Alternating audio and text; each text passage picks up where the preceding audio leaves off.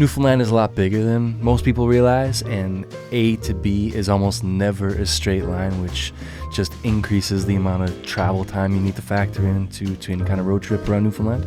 In all cases, in my opinion anyway, you'll be best suited to planning at least an overnight so that you can really get the full impact, the full experience. There's a tagline from an old NL tourism video that still pretty much holds true today. Where is this place exactly? It's about as far from Disneyland as you can possibly get. Newfoundland and Labrador. If you have no idea what that actually means, I'm going to try and clarify that for you, because understanding that concept is going to play a big role in helping you decide if this is the type of place that you want to spend your hard-earned money and time to travel to and explore. I'm treating this kind of like a continuous province-wide road trip, but you can bounce around this video however you see fit. I'm actually going to try to organize chapters in this video. That way, if you're only interested in the Bay Verte Peninsula or Fogo Island or wherever, you can jump around the video and watch the part that you want to watch.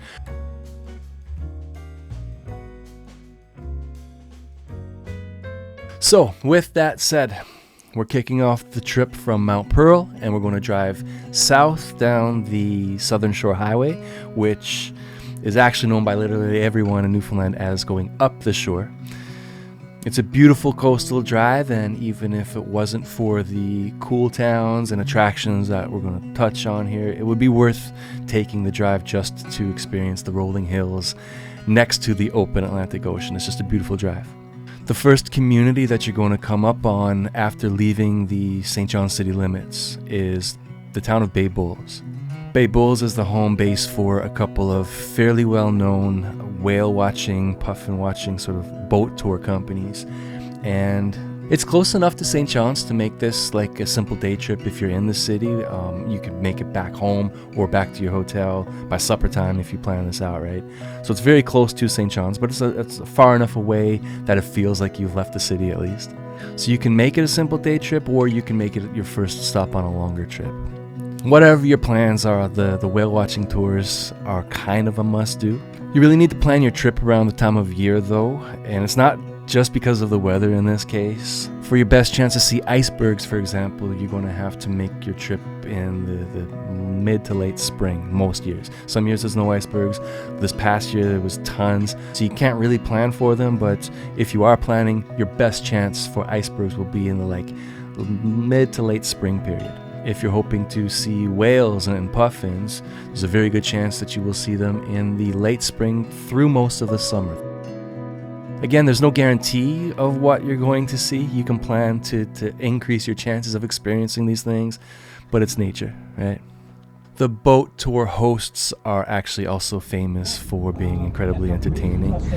Not just looking for birds, are we? What else are we looking for? Whales. We took the Gatheralls boat in the summer of 2023. From all accounts, Gatheralls and O'Brien's are both fantastic. You basically pick or choose and you can't go wrong. They have had historically kind of like a competitive relationship. There were some really nice stories around COVID times when they felt the pinch from the lack of tourism, and they worked together and sort of survived a very rough patch in the history of tourism in the world. Now they seem to be back to kind of competing against one another because they are competing businesses in the very same niche, but they feel like they work together. And when we were on the Gatheralls boat we saw whales, my understanding is that they'll actually let the other boat operator know that this is where we are, this is where the whales are, and they let all of the people that are on either company's boats experience the amazing experience. Well, we're going to give that green boat their chance to hopefully have as good of an experience as we just had. Everybody wave to the green boat. Hi guys! A little further down the Southern Shore Highway is the town of Ferryland. There's a lot of history in Ferryland, and there are a few specific things that I can point to draw your attention to, but for the sake of this video, I'm going to pinpoint the lighthouse and the lighthouse picnics. If this is something that you're into doing, you will pre-order your picnic for however many people. You can go through an online menu and select the items that you want to purchase. You'll do that in advance, and then when you get to Ferryland, it's fairly easy to get to where you need to get to. It's not a big town. There's a lot of activity around what's called the Colony of Avalon site, and there's a tourist chalet, and there's a lot of things around. You really can't miss it if you're passing through Ferryland. The lighthouse stands out on a point in that area, so you'll drive through the Colony of Avalon parking lot, drive up through a very narrow dirt pathway with little enclaves so that you can move your car over and get out of the way if someone's coming towards you. Like, it's a cool experience just to get to the parking lot. You can drive fairly close to the lighthouse, but there is a parking area away from the lighthouse that you need to leave your car at, and then there's a bit of a hike to get to the lighthouse site. We came out to Ferryland to go to the lighthouse for a lighthouse picnic today, but as you can see, the lighthouse is kind of hidden. This is, not unheard of on the southern shore in Newfoundland for the fog to be this thick. We won't be looking at the lighthouse unless this fog burns up real quick, or maybe we'll come back another day to see it, but it's just what happens in Newfoundland sometimes.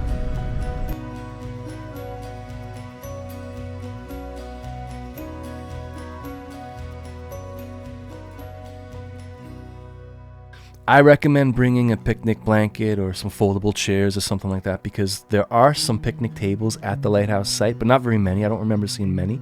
There's rocks and places that you can sit on as well, but you might be best suited to bring in a blanket or some chairs or something with you too.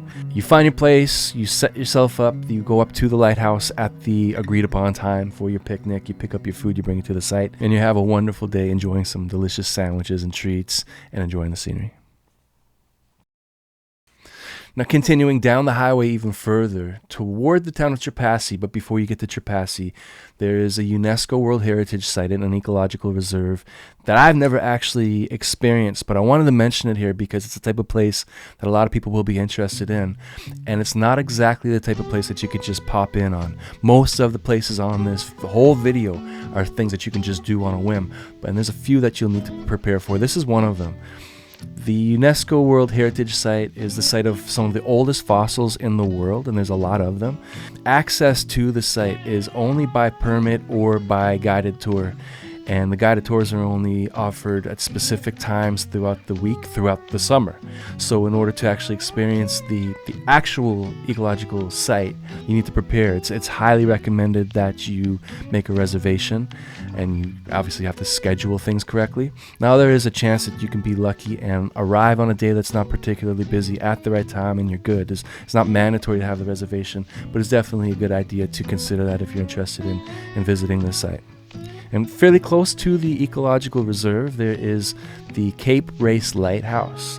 This is notable because it's a beautiful location and a beautiful lighthouse in and of itself, but this is also noted for where the distress signal from the Titanic was first received right after it hit the iceberg. So this, of course, draws a lot of interest from visitors as well. Now, if you're down towards the tip of the Avalon on the Atlantic Ocean side, you're going to be close to the town of Trepassey, which I strongly recommend paying a visit to. Trepassey is a town that was absolutely devastated by the collapse of the fishery 30 years ago. But it's a town that's dear to my heart because I have a lot of friends from my basketball playing days in junior high and high school. Shout outs to Candace Manuel, Melissa Pennell, Leslie Devereaux, if you remember me, hi. It's hard to say what the future of Trepassey holds because of the 3 decades or more of struggle. The population has declined significantly. More than half of the population of the town from my high school days aren't there anymore. But the people who have hung on are working really hard to breathe new life into the place. One big example that I can point to that shows the optimism of the town is the Edge of the Avalon Inn and restaurant. I really enjoyed my experience there back in the summer of 2022, and I hope that this is kind of like a beacon for the future, and hopefully the town can turn a page into a new chapter of its long history. Trepassey isn't the end of what's known as the Irish Loop. The Irish Loop continues back up the St. Mary's Bay shore on the eastern side of the Avalon Peninsula, and it'll take you up another pretty drive. But for the sake of this video, I'm actually going to jump across the bay instead of driving up the bay, and we're going to talk about the Cape Shore next.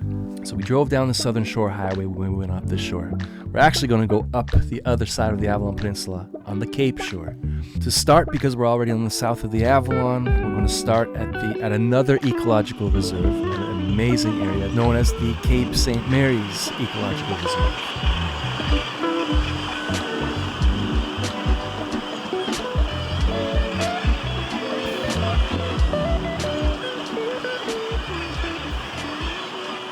I'm not really sure what the best way to actually present this place should be. The Newfoundland government, the tourism board in Newfoundland, they do their best. They've put out a good description of the place. I'm actually just going to read the website description from newfoundlandandlabrador.com talking about Cape St. Mary's Ecological Reserve to make sure that I get the actual description out exactly as it's written, because it's pretty good, but it doesn't tell 10% of the story of what this place actually is. So bear with me, I have a point here. Cape St. Mary's Ecological Reserve is a wonderland for bird watchers and explorers alike. No argument here.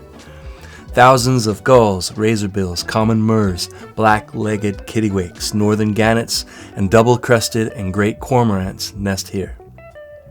We're 20,000 scoters, long-tailed ducks, harlequin, dovekies, thick-billed murres, and kittiwakes winter. This captivating area is one of 7 protected seabird ecological reserves. Its natural beauty makes it perfect for nature walks and family adventures. I don't know what the best way to present this place is, because that's not the best way, in my opinion. The beauty of this place is, I don't know how to describe it. I have some video here, obviously, in this video that I'm showing you to try to demonstrate what the place actually looks like. But everybody knows that pictures don't always do the actual event or location or what you're seeing at that moment. It doesn't always do it justice. It's a representation of what's actually happening, what you're seeing, what you're experiencing. But you try to take a photo of fireworks or the moon on a brilliant full moon or whatever, it just doesn't work, right? That's the situation with the Cape St. Mary's Bird Sanctuary, the Ecological Reserve. Came down with my brother. He's ahead of me here now because I was messing with the camera trying to get my settings right, because the fog rolled in and kind of became hard to see me. But we were down there before the fog rolled in, and it was actually really, really nice morning, and we saw everything. The birds, you'll see it. I'll have the footage spliced into this video, obviously, but an amazing experience to see all the different birds, the gannets, the kittiwakes. But on top of the birds, you got the cliffs along the path that you walk out on, which were probably the nicest coastline I've seen, but treacherous. This is not something that I would recommend taking kids on. This is a beautiful hike, but it's not super challenging. I don't know if you can see, there's rocks and hills. There's nothing crazy. Sheer cliffs, 3 feet from the markers that you'll see around. So yeah, not really an event for little kids to take part in, but wow, it was amazing. This is what you can see now. So we came at the right time, we're leaving at the right time. We kind of overshot the road that takes you in here. At first, coming from Placentia, driving down, we were headed toward Branch. So if you are driving down the road to turn into to get to the bird sanctuary, it's really small. It's marked well, but it's such a small road that we blew past it. And by the time we realized that we blew past it, we were almost in Branch. Probably, 10, 15 kilometers past. So just keep that in mind. I remember seeing in some of the reviews before coming here talking about how the road that takes you into the ecological reserve is really bad. Well, I don't know if they were just all really old reviews, because the road coming in, it's really narrow. So if there's any traffic coming towards you, you go really slow and move to the side, and you can get 2 cars through with not much more room than that.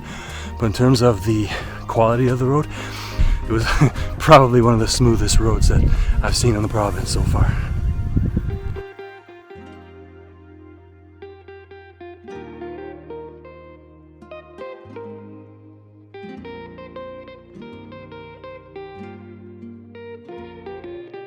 It's in its own corner of the Avalon Peninsula. I highly, highly recommend going out of your way to pay a visit to this place. So it's kind of like close enough that it's very accessible, but it's far enough away that it takes some effort. And I feel like it's one of those places that people may know about because it is a very special place, and relatively speaking, it has a profile within Newfoundland and Labrador, but I really just don't know how to describe the place any better than the newfoundlandandlabrador.com description. But at the same time, that description, while 100% accurate, does not do the place justice. You have to see it for yourself. Unbelievable views, unbelievable experience. I'm breathing a little heavy because it's a little bit of an incline going back up, but there's an incline coming down as well. So one of those uphill both ways journeys. But here, my brother's way ahead of me, so I'm gonna go catch up with him. Talk to you soon. See you, loves you, bye. The Cape Shore is more than the ecological reserve, so let's check out a few more of the spots on the drive. So leaving the bird sanctuary, the reserve itself, the first town you'll come across is St. Bride's. There wasn't much open on the day that we went through this town this past summer, but it was worth getting out of the car to capture some video. And then mentioning again my basketball playing days, Fatima Academy in St. Bride's is where the great Carl English played his high school basketball, and he lived just up the road a little ways in the town of Patrick's Cove. Further up the shore, I think technically most people wouldn't consider this to be part of the Cape Shore itself, but it's getting included here because it's awesome. It's the historic town of Placentia. It's very unique in Newfoundland for its physical layout and like the history of Placentia. There's only a few towns in all of Newfoundland that can boast like as rich a history. There's Castle Hill Historic Park. I believe it's in the town of Jersey Side, but it overlooks the town of Placentia. And while I'm only going to touch on Castle Hill and Placentia itself briefly in this video to help put it on your radar, I'm actually reading up on the place right now and learning a lot more about Placentia. And definitely I'm going to put together a more detailed video about the Placentia history in the near future. Stay tuned for that one. The Port of Argentia is just around the corner from Placentia. So I started this video off from an assumed starting point of St. John's because statistically speaking, the likelihood that a visitor coming to Newfoundland arrives through the St. John's airport is like, it's slightly more than like 2/3 of all visitors. But Argentia is significant because there is a ferry terminal that operates through the summer that runs between Argentia and North Sydney, Nova Scotia. So there is a pretty good chance that you arrive to Newfoundland through this port as well. So whether you arrive in Argentia or if you fly into St. John's or however else you're getting to Newfoundland, I recommend visiting Placentia. And if you're in Placentia, I then recommend visiting Argentia. It's completely different today from how it looked when the American military had a base there, and that was buzzing with activity for like most of the 20th century. But what's interesting about Argentia right now is the potential for what's coming. There may be a new boom taking place in Placentia, Argentia. There are a bunch of enormous wind energy developments that are kind of pegged for development in the Argentia area. So I'm optimistic about them, but around here you never know, so we'll have to wait and see if any of these pan out. But it's always cool to visit places that are on the cusp of really big change to see kind of like how things look at a certain point of time for posterity, so you can look back on it if this boom takes place and remember how it looked in 2023, 2024, right? Stephenville on the west coast is kind of going through the same thing where there's potential for a complete transformation of not just the towns of Stephenville, Placentia, the Port of Argentia, but the entire regions of the province can stand to benefit if these things go through. People are optimistic, but we still don't know if any of the benefits that are being talked about now are actually going to come to fruition, so we'll have to wait and see. All right, so we're going to stay on the Avalon for one more leg of this journey because there's one more peninsula that I highly recommend people explore if they haven't already. The Bay de Verde Peninsula. Again, not to be confused with the Baie Verte Peninsula in sort of like west central Newfoundland, which we will talk about. But the Bay de Verde Peninsula is a peninsula with the western shore on Trinity Bay and the eastern shore on Conception Bay. It feels and looks quite different from the southern shore, Irish Loop Drive, or the Cape Shore Drive. So you've probably heard about Newfoundland's Dildo by now. We're very proud of it. Dildo is another beautiful little town just a short drive from the Trans-Canada Highway, driving north on Route 80. Jimmy Kimmel made it fairly famous back in 2019, and he helped make it possible to construct the now iconic dildo sign. It's like a Hollywood sign style sign that's situated on a prominent hill looking over Dildo. It's really awesome to see, and of course there are a bunch of other great reasons to visit Dildo. There was that restaurant, the Dildo Dory Grill, that unfortunately shut down in 2023 due to mismanagement, I understand, and it's a great location, so hopefully it is either reopened, I'm not aware, or it reopens soon. You got the Dildo Brewery, which is renowned around Newfoundland for quality beer, and you have lots of gift shops and things around, and then of course you just have the scenery. It's one of those beautiful Newfoundland coastal towns that you just need to see to believe. From Dildo, you drive north a little while, 20-30 minutes, you'll come across the town of Cavendish. I've talked about the prominent, colorful fishing stages in Cavendish on the rocky beach there in some of my videos in the past, but they're worth mentioning here again. It's a simple photo op if you have the time to get out and stretch at the little rocky beach where these stages are.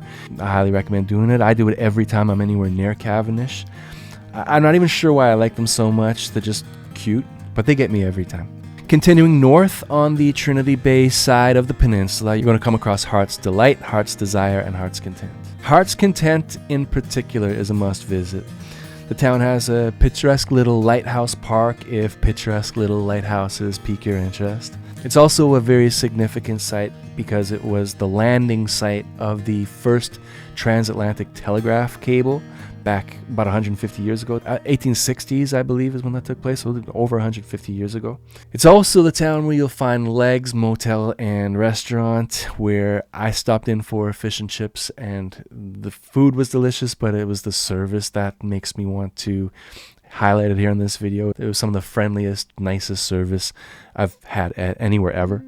So now, from Heart's Content, if you are pressed for time and you need to head back to St. John's or wherever you started your trip from, there's a highway that cuts through the Bay de Verde Peninsula. It'll take you right back out to Victoria, kind of close to Carbonear.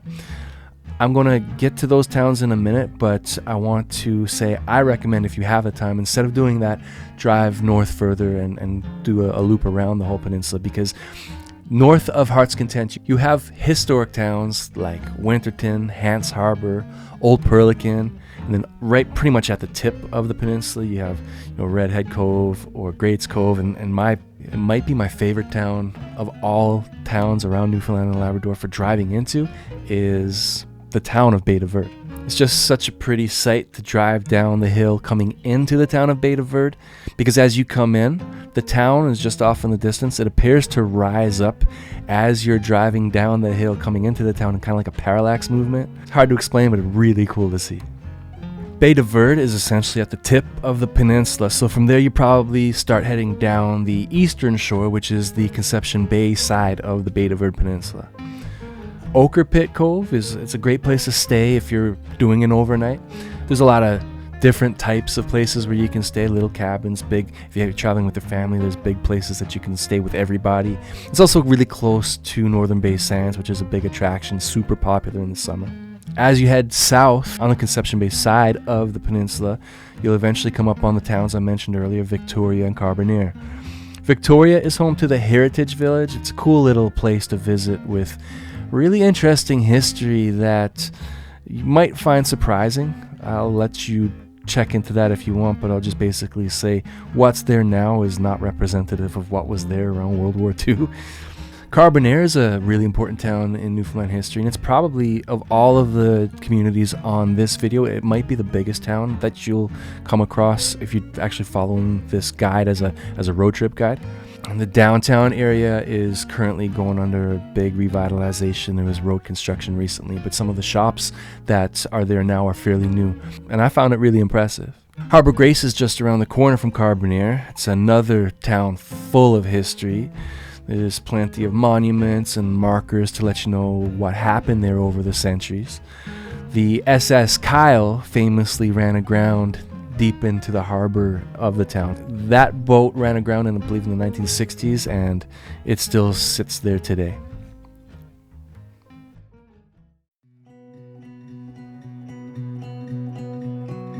I grew up in Mount Pearl, and I was pretty young, but I was old enough to understand what happened in 1992 when the fishery closed, but I never felt like I was directly impacted.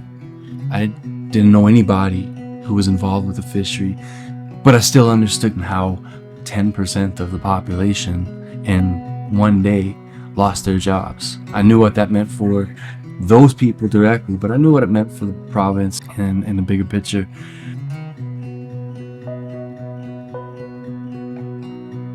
The town of Bonavista was hit really hard, like a lot of towns were when the fishery closed down. But now, this is one of the towns that people think of when they think of the rural revitalization in Newfoundland, Fogo Island and Twillingate, Brigus, Bonavista.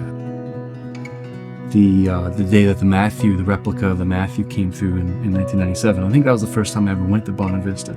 You know, it was a miserable day, but even still I thought, wow, this place is really cool. Like, I couldn't put my finger on what that was so cool about it, but it was just a really cool town. But this was like pretty much the start, really, of the population decline. Bonavista struggled just like so many other towns around Newfoundland.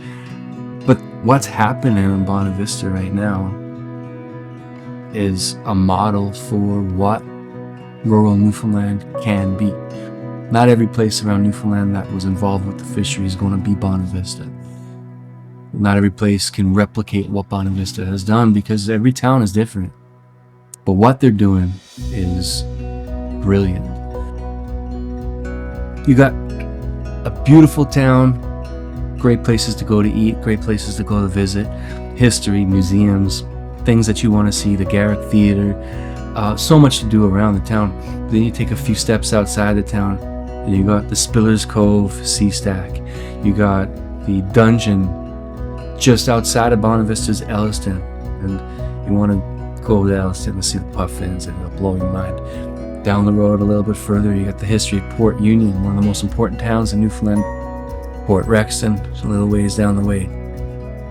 Town of Trinity, the Trinity pageant, the old Trinity train loop, the ghost fair that still sort of exists. It's disappearing rapidly, but the whole Bonavista Peninsula is thriving right now, and the heartbeat is coming from the top, the town of Bonavista itself.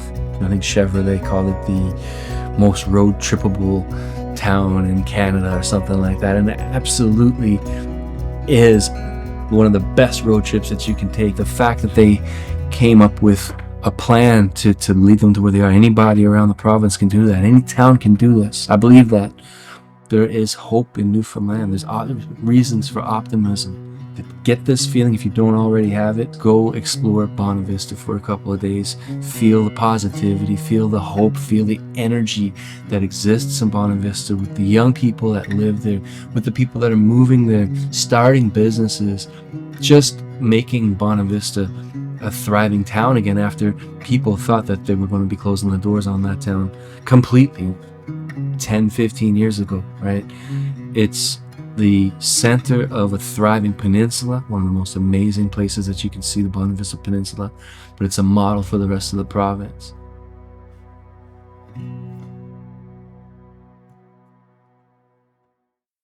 Fogo Island stands alone. There's nothing like it.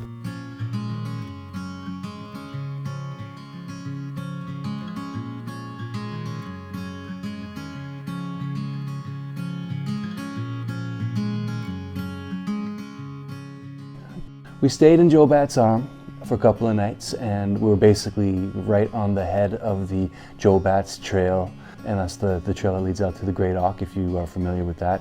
If you're not, don't worry, I'm going to talk about it briefly in this video, and I'm going to basically do a whole video about that hike and about the Auk, because it was amazing. So let's just jump into it here now.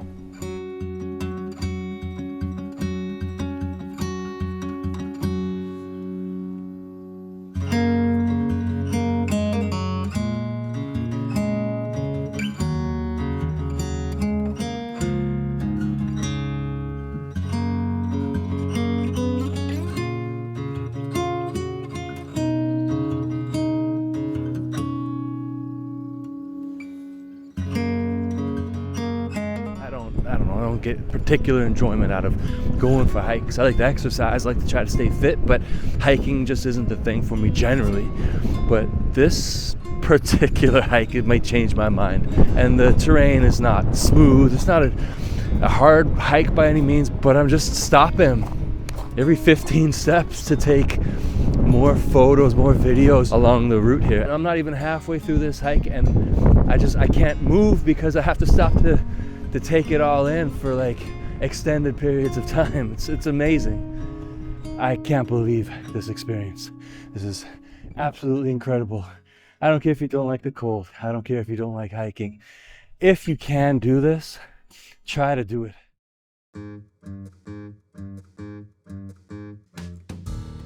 I made it to the end of the path, 2.3 kilometers. Not very challenging, very beautiful, highly recommended.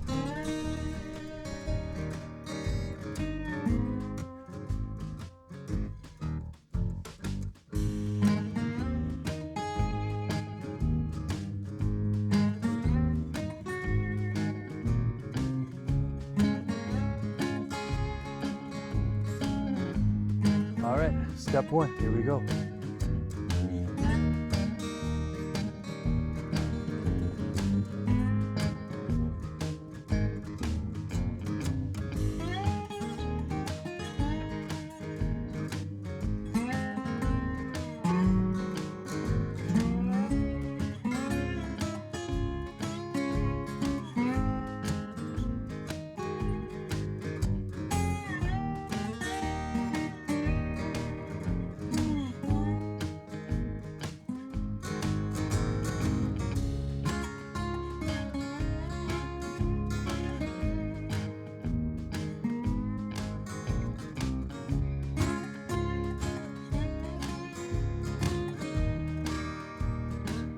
The Fogo Island Co-op, which still exists, which is getting close to 60 years in existence now. There is Shorefast, which, you know, people know the Fogo Island Inn, or you may know about some of the artist residences.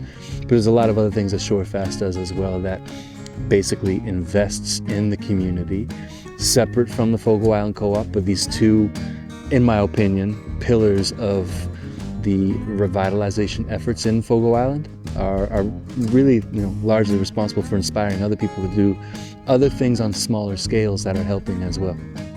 You can see the prosperity here. There's still clear signs of the distress from when the cod moratorium of 1992 took hold, but something is happening here and something is working.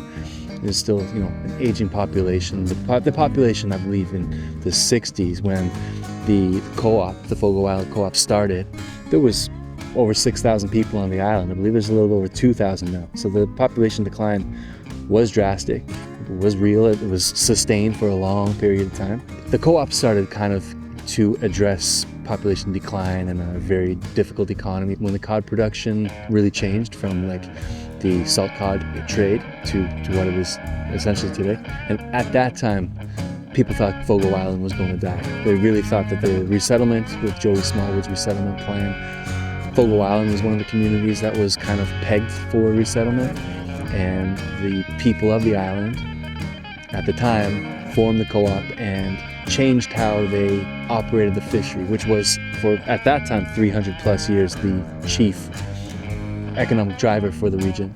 To this day, it's still very important, but there's a lot of other things happening as well. But the population decline seems to have stopped for now. It is an aging population here, but there are a lot of kids as well. There are young people coming and starting businesses, whether seasonal or full-time.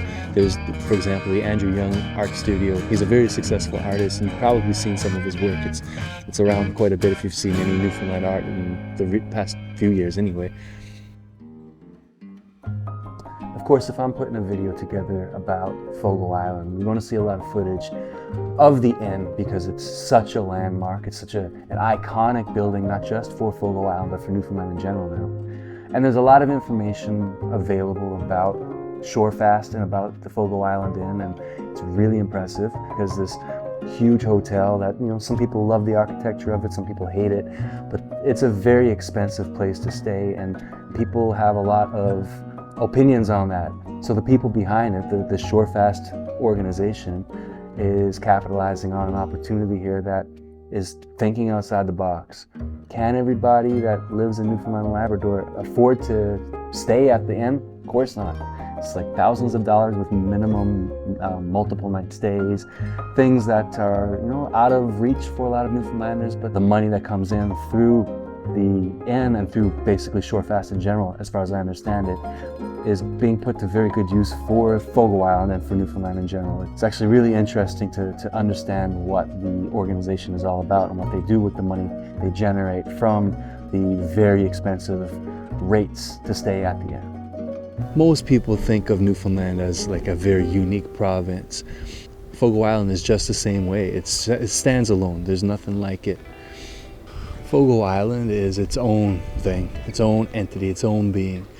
It's part of the province of Newfoundland and Labrador, of course, and it's the largest offshore island off the coast of the island of Newfoundland.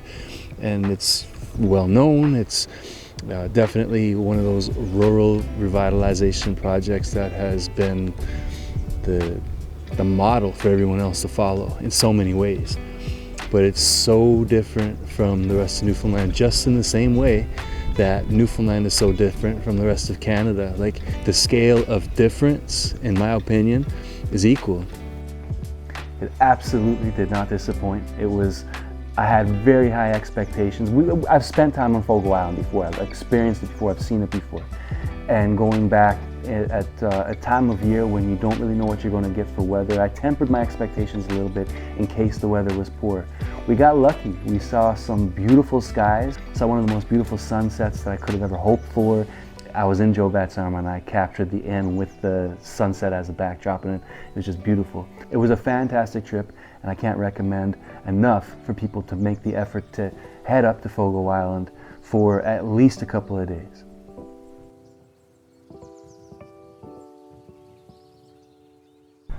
Can you see that? I don't know if you can see that here or not. It's 31 degrees Celsius, feels like 40. 6:30 p.m. July 18th. Came up to Twillingate with my son and my parents for a little birthday getaway. And I'm not sure when the video will be ready, so my birthday will be past by the time you see this. But basically came up to Twillingate for a little getaway, and we got a big trip on the way back to Mount Pearl planned for tomorrow. But we just made the most of this place, and just sitting here right now, kind of watching people out on the water doing their thing and taking some zoomed in shots with my main camera there, but just enjoying sitting here doing nothing and watching a lot of other people just enjoying whatever they want to enjoy when you've got this beautiful community like this with this big body of water that is just begging you to get out there. And we see people on big whale watching tours, and people now are just on their sea-doos and whatever they have access to. Yeah, Twillingate has been pretty amazing. We've been here before, but never on a clear, sunny summer day. So it seems like every time we're here, it's just not nice weather. So we got lucky. We've been here for a couple of days now, and I couldn't ask for more. So there's going to be lots of videos about Twillingate coming. We're going to be talking about some of the specific restaurants and tour operators, and there's lots of museums. We'll be talking about some of that stuff.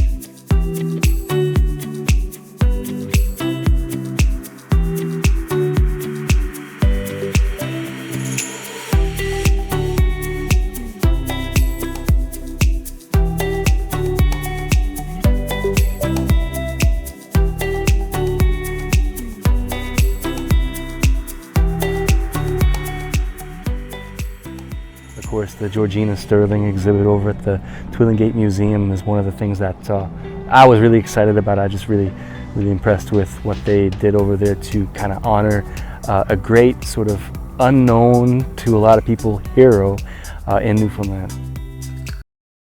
And just over here, by the way, on a 31-degree day, 40 degrees with the humidex. There's an enormous iceberg just beyond the entry to Twillingate Harbor here. A gigantic iceberg that on July 18th, well, it's a lot smaller today than it was July 17th, but it's still out there. And there's a bunch of icebergs still somehow surviving. And well, the water certainly is really cold, but the icebergs are kind of still hovering around the Twillingate area all around the coast, which is just unbelievable. Like if you could feel this heat that I'm sitting in here right now, and still just even think that there's an iceberg the size of friggin' Mount Pearl sitting outside in the water, it's just an impressive sight to behold. I feel like it might be kind of hard to find someone who was born in Newfoundland or anybody who's lived here for a long time who isn't familiar with the town Twillingate. But I also wonder like how many people don't know where it is located on a map. It's one of those eponymous towns because of probably the most famous Newfoundland song, but it's also like, yeah, it's just like a lot of people haven't been here before. It's located in sort of north central in Notre Dame Bay. New World Island is the actual like landmass that it's on. It has, of course, like so many places in Newfoundland, has a really rich fishing history that was affected pretty deeply by the moratorium in 1992. And it's really revitalized through tourism recently. There's other things going on here as well, for sure, but tourism is a big player for sure. From May to September especially, there's a huge influx of people coming for the icebergs as early as May, the whales through most of the summer, the town itself for the summer, especially if you're into outdoor activities on the water. The fall tourism season is picking up steam kind of all around Newfoundland now, because fall is actually pretty beautiful in Newfoundland. I don't know specifically how Twillingate does with it, but it's one of those sort of new uncharted territories where tourism in general was back 30 years ago. We were lucky enough to spend a couple of days here during probably record-breaking temperatures and clear skies, and the weather was perfect. Not always going to get this here, but even when it's not super nice weather, there's still so many different things to do, and sometimes the not so good weather is actually better for some of the activities.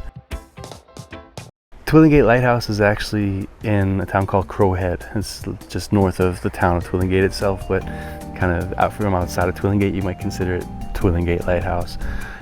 The lighthouse itself is definitely a draw. There's a little museum in there, and the lighthouse is just a cool, sort of unique concrete lighthouse. Looks a little different from the typical ones you see around Newfoundland.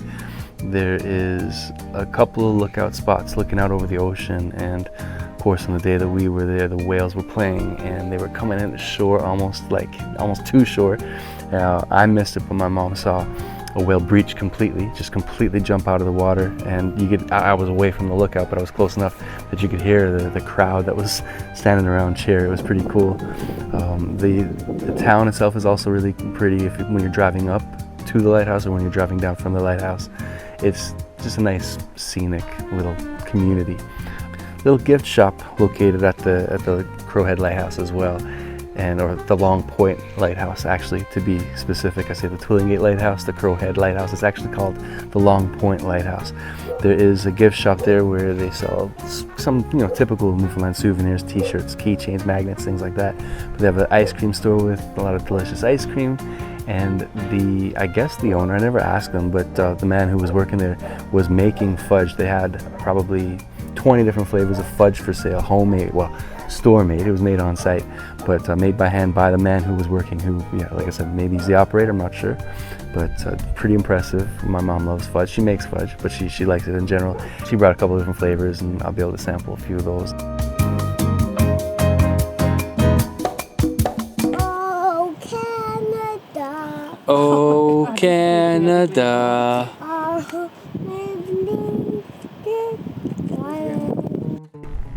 We stayed in a house that was built in 1924. We're on the South Twillingate Island right now.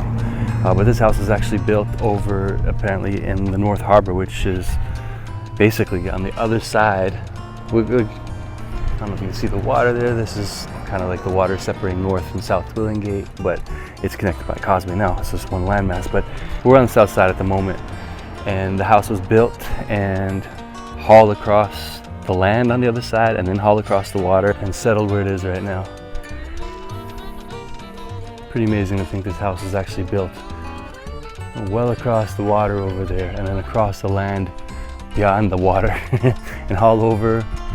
You know, a big part of Newfoundland history was relocation. This is literally what it was. People moving, physically moving actual houses to new locations, and it's very well-built structure, feels solid. A lot of the ceilings in the house are actually like 6 feet, maybe a little more than 6 feet.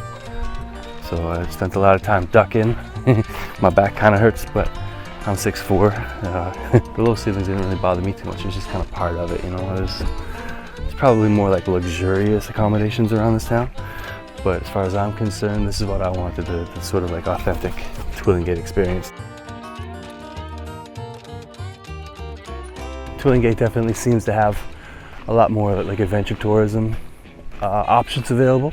A lot of, well, just like things to do on the water, and there is a lot to do out on the water, and you know, you can see the sort of shape of the town, the really big U-shaped harbor they have with you know, a nice protected entrance. It's kind of like a different layout than say like Bonavista or, you know, the towns on Fogo Island, other places that are really like tourist hotspots. Another one of the big differences is that there is, to my knowledge, there's no like historical society, and please let me know if I'm wrong about that, but Bonavista has like, I think it's Bonavista Living, which deals with like the built heritage of the town and the restoration of the old houses that are there. You got you know, Fogo Island Co-op, which isn't directly related to tourism by any means, but it shows on Fogo Island like the spirit of cooperation. It's a co-op. You got Shorefast. It's another organization that's really important to the revitalization of Fogo Island, but it's not, again, directly related to tourism, but it definitely, tourism plays a pretty big role in it because that is a big industry over there. And as far as I know, there isn't one of those centralized sort of organizations here in Twillingate that kind of brings the things together. It might be like some of the businesses are friends, the business owners are friends, and they have little cooperations that way, and they work together, but it's just not, as far as I know, like the formalized kind of organization like in some of these other places. So we're in the sea right now. It's one of those places that you see in pictures. It's pretty, but it's a lot bigger than I realized. It's still a very small town, but you know, it's a lot bigger than I realized.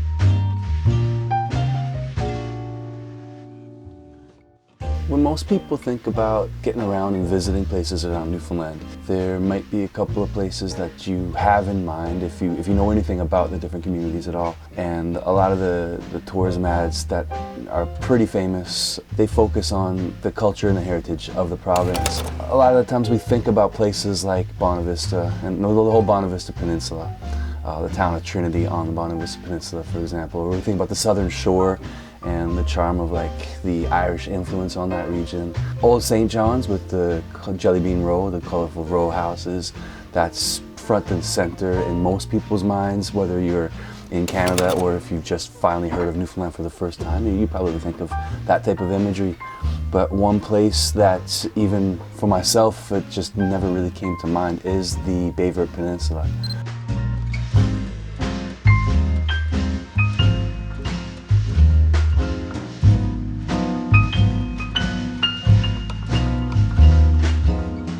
Recently, in the last couple of years, Sean Majumder, famous actor from Newfoundland who's had a great career so far, has really put some effort behind promoting the area, particularly the town of Burlington, which is where we are right now. I'm in Burlington right now on Baie Verte Peninsula. Beautiful little town. I'm on the water, got a cute little, I guess it's kind of like an Airbnb purpose-built accommodation for a couple of nights. So far, we got here yesterday, and it's the only place that we've seen so far. Definitely impressed with the town itself. You can kind of see the amount of push behind improving accommodations and things specifically in this town. And we're going to go and explore a little bit more of the peninsula today. Well, hopefully the whole peninsula today. Now with that said, the weather is not good today, so we're still going to go and do everything that we want to do. The footage that I'm going to capture is going to be, literally and figuratively colored by the weather. So keep that in mind when you're watching it, but there's still enough to explore to make it worth our while.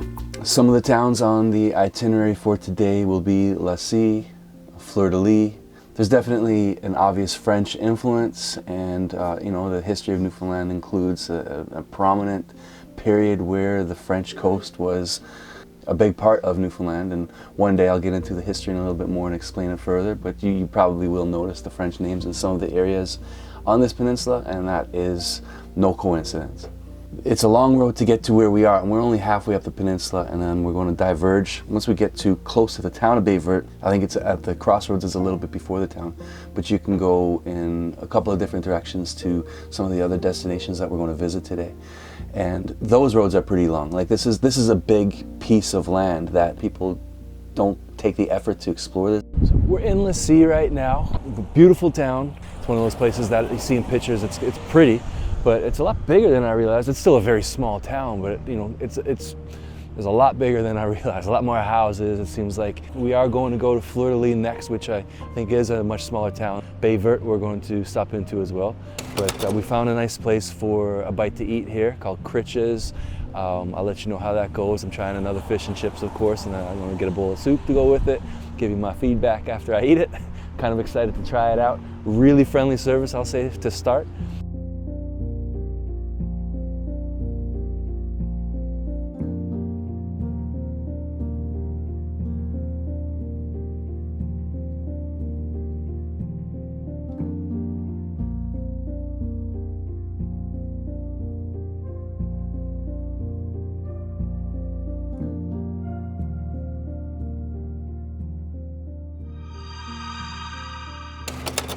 This is a long trip up from the Trans-Canada Highway, but so far, even with this weather, I gotta say it's absolutely worth it. It's completely blown my mind just how beautiful this town is.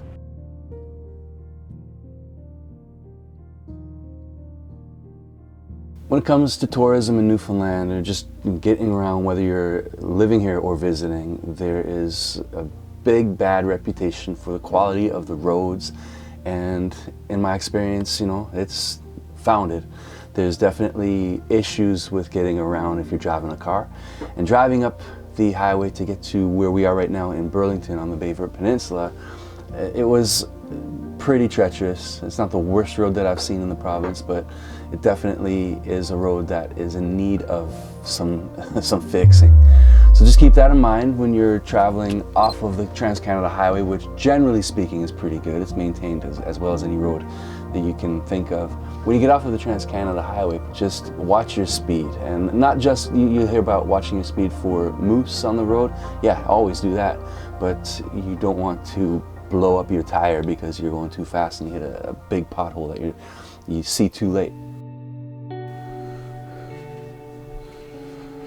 There's a lot to be said for the town of Fleur-de-Lis, and I'm going to leave that for another video because it deserves the proper attention, proper respect. They've kind of been hit with another tragedy in 2023, only a couple of weeks ago actually, and then they're kind of well known in the province of Newfoundland for a big incident that happened over 20 years ago now, in 2000, and I focused on one particular location in the town with the video shoot this time around to introduce this place, Sam's Place, Samantha's Saltwater Joys Cafe Museum.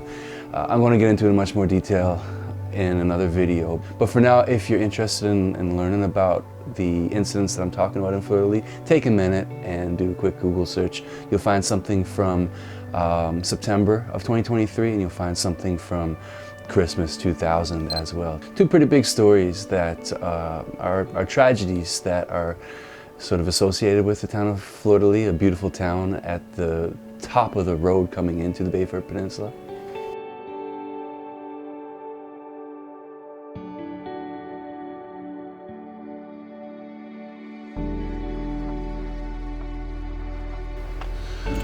So we just got back from Lassie, Fleur-de-Lis.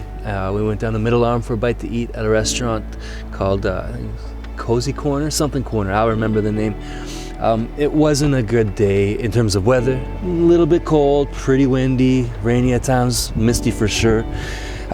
Really though, I like this quote I saw one time on a CBC interview with someone talking about traveling around Newfoundland, and they said they're not made of sugar. If it's a little bit wet, get out. Basically, I agree with that. There are circumstances where the weather says stay home out of it. I was down around Port aux Basques and Isle Mort and the southwest coast 4 or 5 days before Fiona last year. And I didn't really know if Fiona was going to happen quite as strong as it happened. And I'm not saying to just ignore the weather. And there's times where weather should keep you home, and there's times where the aftermath of weather should keep you home. But if there's a little bit of wind and a little bit of rain, I strongly recommend getting out of your house and exploring a few places, especially around parts of the island that you are interested in that maybe you just haven't gotten to. There's going to be a lot more weather coming soon that's going to really prevent you from getting out and doing much of anything. So now, the calm before the storm, so to speak, while you can actually get out and take advantage. If it's a little bit damp, a little bit windy, still try to get out. Don't wait for the sun. Now we're hoping that for the rest of this road trip that the sun comes out and the weather kind of agrees with us a little more than today. But we had a great day today. The sea is beautiful. I had no idea that it was as big as it is, and you could see there's definite prosperity happening in the sea right now. Lots of like new cars and well-maintained homes and renovated homes, things like that. Really interesting to see that. And if we stayed at our cabin because of the weather, we would have missed out. And when's the next time we're going to be back up here? Who knows? This is the first time I've ever been here. This is the first time I was here with my parents. This is the first time my parents were ever up here. So it took them 70 plus years to make it to La Sea, to Burlington, to Fleur de Lis, to Middle Arm, right? So don't let the weather scare you too much. Try to get out and explore Newfoundland, even if the weather isn't perfect, because it rarely is.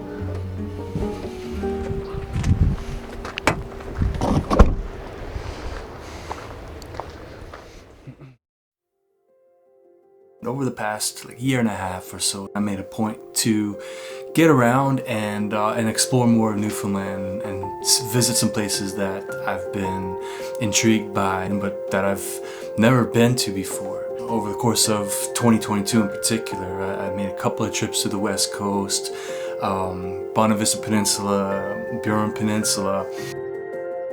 If I had to pick a specific region of the province that I would call my favorite, I think I would have to choose the southwest coast. Port aux Basques is a very important town in Newfoundland because it is the entry port for anybody traveling to the province by ferry. Obviously, the importance of that town can't be understated. There's been a lot of talk about Port aux Basques and the southwest coast over the past couple of months since Hurricane Fiona blew through. The other towns in the area, Marguerite, Fox Roost, Harbour-le-Coup, I was able to secure a place in Burnt Islands both times that I went. There's been a lot of damage, and there's been a lot of efforts to help clean up and rebuild the region, and the efforts are still ongoing, and people are still working hard to make the situation better. I'm not suggesting that you go now and visit the area because there's still a lot of work to be done. But when the time is right, I would suggest going through the beautiful area that extends beyond Port aux Basques. There is a lot to see, a lot to explore, a lot of history that I didn't know anything about until about 2 years ago when I read As Near to Heaven by a Sea and Anne and Shames. I think this one's sort of a fictional, poetic sort of story about Anne Harvey's life after the rescue. Those are both by Kevin Major. There was evidence of a shipwreck during an immense storm off the rugged coast of Isle Mort. Anne Harvey was a teenager, and she got her father, her younger brother, and her dog and went out to sea in a rowboat and essentially saved 160 plus lives. I don't feel it is known and appreciated on a scale that it should be, especially in a place like Newfoundland where we need stories of heroism from our own people to help us sometimes. And this is a great example of a true story that happened because of the strength and courage of a teenage girl and her family. And that's, I think, what I am so fascinated about. It's because of the Harvey story in Isle of Mort, but also the beautiful stone lighthouse in Rose Blanche, and understanding a little bit about the history of that as well. It's something akin to the construction of Cabot Tower on Signal Hill. That, of course, being the centerpiece of the capital city.